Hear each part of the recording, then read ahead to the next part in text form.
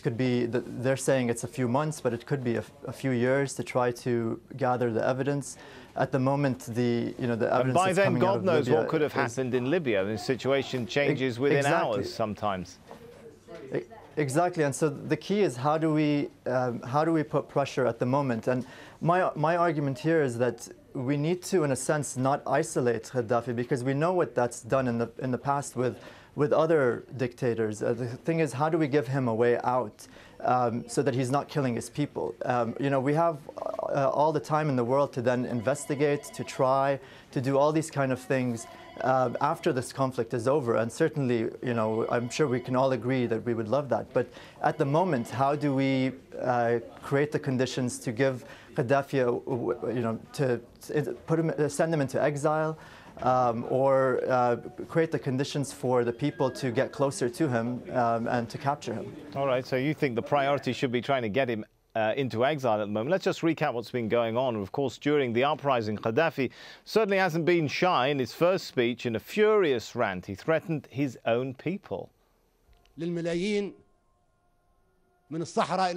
We will sweep across the country in millions to cleanse Libya, corner by corner, house by house, street by street, person by person, until all Libya is rid of all this filth.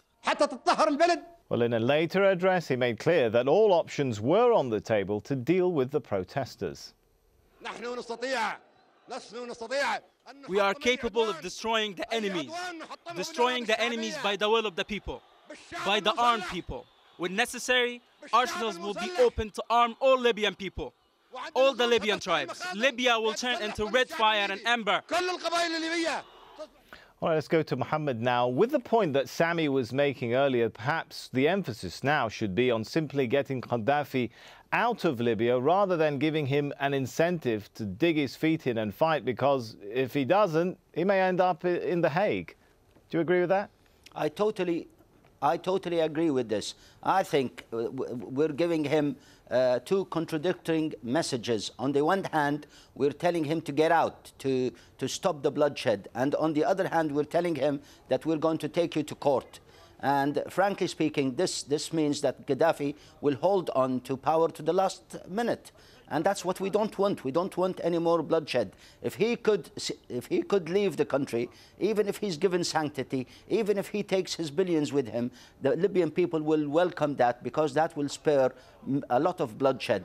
But I want to say that the ICC ruling is more targeted, in my opinion, towards those who are in the inner circle around Colonel Gaddafi. It is those that we're trying to talk to. We're trying to tell them that, look, this is a sinking ship. Don't sink with it. Do something. Stop this. You can do that, or else you will be taken to the International Crimes Court. Is exile really the answer, though? I mean, there are those who say that even if he moves into exile, what's to guarantee he won't still try to intervene and influence the situation in Libya? Well, once he's out, and once his family is out, they will really have limited ability to do anything. Let's get him out, and let's deal with whatever comes after that. We'll go over to Mark. From a legal perspective, I guess, is there perhaps, I think Sami wants to jump in. I'll let you jump in first there with a quick rebuttal there, I think. Yeah, I just want to, no, it's not a rebuttal. It's just that the problem with trying to get to his loyalists is the fact that they've already involved in crimes. And so, I'm not so sure. I mean, I agree with everything that was said by Mohammed, but at the same time, I'm not so sure that they're going to defect, having already committed different crimes. And so, that also is a question to be asked. So you don't think the ICC action will be helpful even in encouraging defections in the circle around Gaddafi? No, I don't. I mean, we haven't seen it yet, and I don't see it happening. All right, let's go over to Mark if we can. From a legal perspective, is there some sort of contradiction here between what the Security Council seem to be saying about prosecution or investigation and what we've heard from some US officials, that no, exile still is on the table? Well, exile should not be on the table. I'm going to disagree with my two esteemed colleagues on this and take a very firm position that we have moved international justice now to a point where there's been a paradigm shift. And that paradigm shift is quite clear now. If you engage in these types of acts and these types of crimes, you are going to be held accountable. This is what the international community has said. There is no impunity for these actors. But and Mark, I think the point which, how do you respond? The point which I think they and some people make is that if you give them a way out, perhaps you can stop these crimes from happening. But rather than trying to let it happen and then call into account. Yes, I understand that, and I understand the argument, but I think it's a false argument. I don't think that there's any evidence to suggest that a dictator, those in leadership that has committed these crimes, somehow just kind of disappears. Charles Taylor is a good example from Liberia.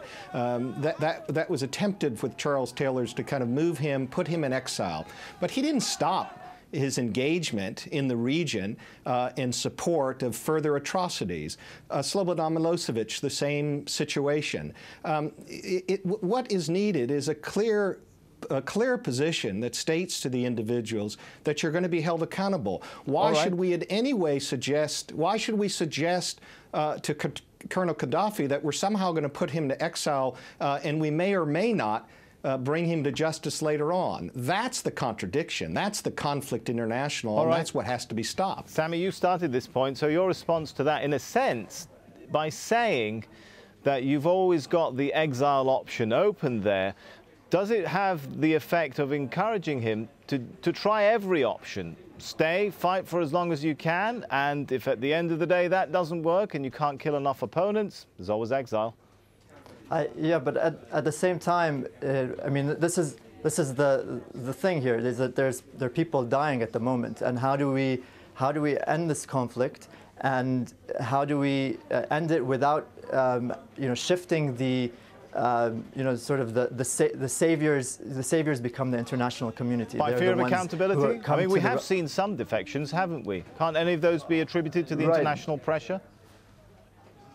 Right, but I think at the moment we have to try to find a way to get him either, as I said, captured or sent into exile, and then at that moment you can get the Libyan people to raise the case, to take him, refer him to the ICC, to put the pressure to bring him to justice, and I think with the world's consensus at the moment, I think in this case, as opposed to, let's say, the Charles Taylor and the other cases that were given, in this case there is international consensus, and I think there is the possibility through campaigning that we could then bring him to trial.